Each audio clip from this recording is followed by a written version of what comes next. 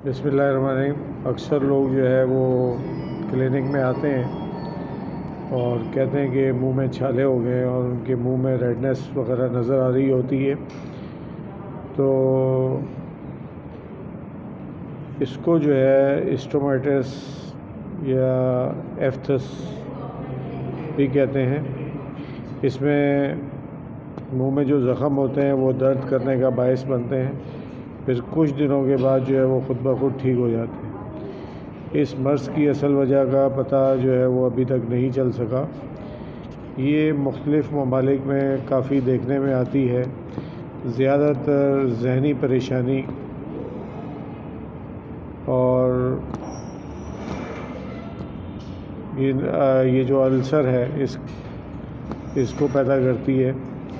इसके अलावा जिस्म में विटामिन बी की कमी, फोलिक एसिड की कमी, आयरन की कमी भी जो है वो इसका बायस बनती है। इसमें मुंह में, होठों पे और ज़ुबान पे बहुत छोटे छोटे दाने जो 1 सेंटीमीटर से बड़े भी हो सकते हैं ज़ख़म बन जाते हैं और इन ज़ख़मों में जो है वो सख्त दर्द होता है। ये अल्सर्स जो है अमूमन 4 से 5 इकट्ठे बनते हैं और कई बार अल्सर्स की जगह पर शुरू में गुठली सी उभरती है जो कि बाद में ज़ख़म की सूरत इख्तियार कर जाती है। जब ये अल्सर ठीक होता है तो इसकी जगह कोई स्कार टिश्यू बन जाता है। कई बार ये अल्सर बार बार निकलते हैं और ये अल्सर तकरीबन 7 से 14 दिनों के अंदर ठीक हो जाते हैं। इससे एक मिलता जुलता मर्ज़ है, वो उसको कहते हैं कैंडिडियासिस। इसमें मुंह में जो है वो सफ़ेद रंग के धब्बे जमा होते हैं जिनको अगर उतारा जाए तो नीचे की सतह पर सूजन नज़र आती है। ये धब्बे दही की शक्ल के होते हैं और इसको ज़ीस्ट इन्फेक्शन भी कहते हैं। ये अमूमन उस वक्त होता है जब मरीज़ का इम्यून सिस्टम जो है वो कमज़ोर होता है,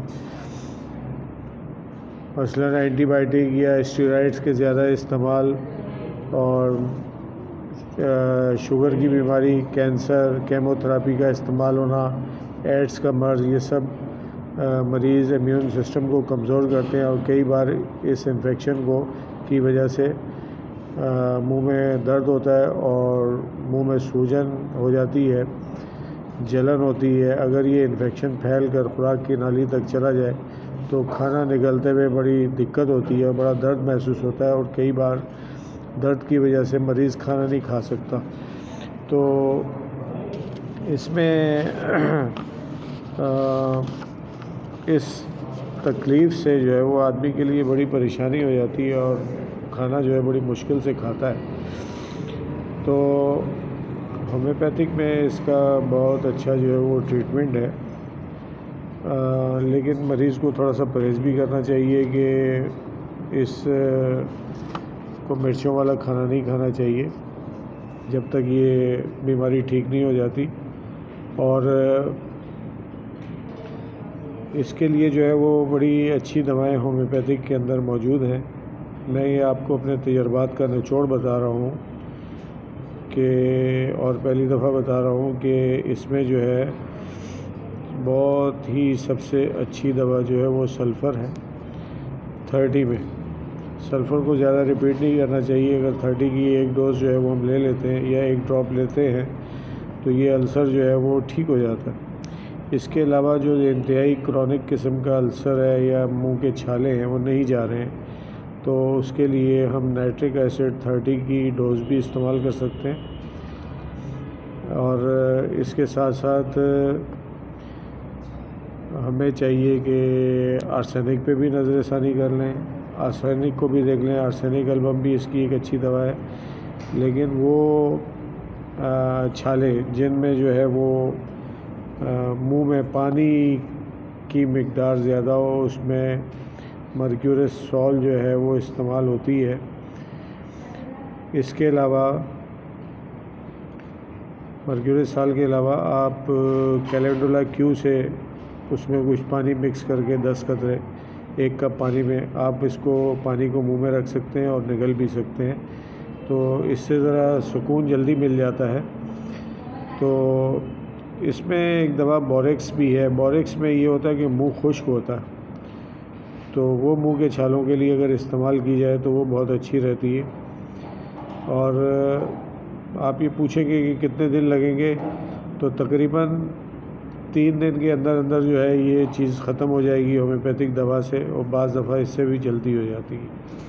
تو اس سلسلے میں پریشان نہیں ہونا چاہیے. اور اگر یہ چیز جو ہے وہ زیادہ عرصے تک چلے، میرا مطلب ہے کہ 1 مہینہ 1 سال تک بھی چلے، تو پریشان نہیں ہونا چاہیے. اصل میں بعض لوگوں کو الرجی بھی ہوتی ہے، مرغی کھائی، گوشت کھایا، اس کی وجہ سے منہ میں الرجی ہو گئی اور یہ منہ میں انفیکشن ہو گیا، چھالے آ گئے. تو میرے پاس اکثر و بیشتر پیشنٹ آتے ہیں. بعض کے تو یہ خاندانی مسئلہ ہے کہ پورے خاندان میں کبھی نہ کبھی ان کو اس کا انفیکشن ہوتا ہے. زیادہ تر وہ شکایت کرتے ہیں کہ گوشت کھانے سے ہوا ہے یا مرغی کھانے سے ہوا ہے. تو جب یہ تمام دوائیں فیل ہو جائے تو ہمیں جو ہے وہ ایسڈ میور کا سہارا لینا چاہیے. ایسڈ میور جو ہے وہ اس کے لیے آخری دوا ہے جو بہت اچھا کام کرتی ہے، اور بڑے اچھے طریقے سے یہ کام جو ہے وہ حل ہو جاتا ہے. مجھے امید ہے کہ آپ کو میری یہ ویڈیو پسند آئی ہوگی، اور اس ویڈیو کو سبسکرائب کریں اور بیل آئیکن کے بٹن پر دبائیں، تاکہ میں آئندہ بھی جو ہے وہ آپ کو اس طرح کی ویڈیوز جو ہے وہ بنا کے بھیجتا رہوں. السلام علیکم.